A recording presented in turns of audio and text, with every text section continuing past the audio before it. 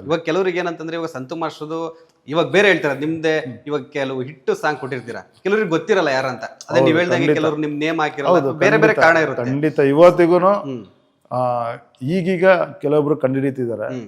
ಮುಂಚೆ ನಾನು ನೋಡ್ಬೇಕಾರೆ ತುಂಬಾ ರೇರ್.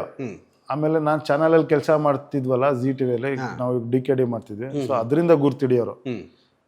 ಈಗ ತುಂಬಾ ಜನ ಇವರು ಡೆವಿಲ್ ಸಿನಿಮಾ ಕೊರಿಯೋಗ್ರಾಫರ್ ಅಲ್ವಾ, ನೀವು ಡೆವಿಲ್ ಸಿನಿಮಾ ಕೊರಿಯೋಗ್ರಾಫರ್ ಅಲ್ವಾ ಅಂತ ಈಗ ತುಂಬಾ ಜನ ಹಂಗೆ ಕಂಡುಹಿಡಿತಿದ್ದಾರೆ.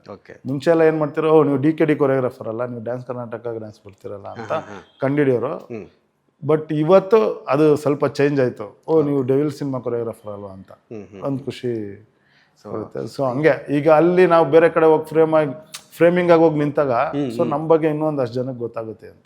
ಓಕೆ, ಇದೊಂಥರ ಡೆವಿಲ್ ನಿಮಗೆ ಟರ್ನಿಂಗ್ ಪಾಯಿಂಟ್ ಅಂತ ಹೇಳ್ಬೋದಾ? ಹಾಂ ಸರ್, ಖಂಡಿತ. ಅದೇ ಇವಾಗ ಫುಲ್ ಟ್ರೆಂಡಲ್ಲಿ ಇದ್ದೀರಾ ಸೋಷಿಯಲ್ ಮೀಡಿಯಾದಲ್ಲಿ. ನೀವು ಮಾಡಿರೋ ಒಂದು ಸಾಂಗು ಇದ್ರೆ ನೆಮ್ಮದಿ ಆಗಿರ್ಬೇಕು, ಆಲ್ಮೋಸ್ಟ್ ಎಷ್ಟು 3-4 ಸಾಂಗ್ ಮಾಡಿರೋದು ನೀವು? ಹಾಂ ಸರ್, 4 ಸಾಂಗ್ ಮಾಡಿದ್ದೀರಾ. ಸೊ ಇದರಲ್ಲಿ ಇದ್ರೆ ನೆಮ್ಮದಿ ಆಗಿರ್ಬೇಕು ರಿಲೀಸ್ ಆಗದ ತುಂಬಾ ತುಂಬಾ ಪಾಸಿಟಿವ್ ರಿವ್ಯೂಸ್. ಹೌದು, ತುಂಬಾ ಪಾಸಿಟಿವ್ ರಿವ್ಯೂಸ್.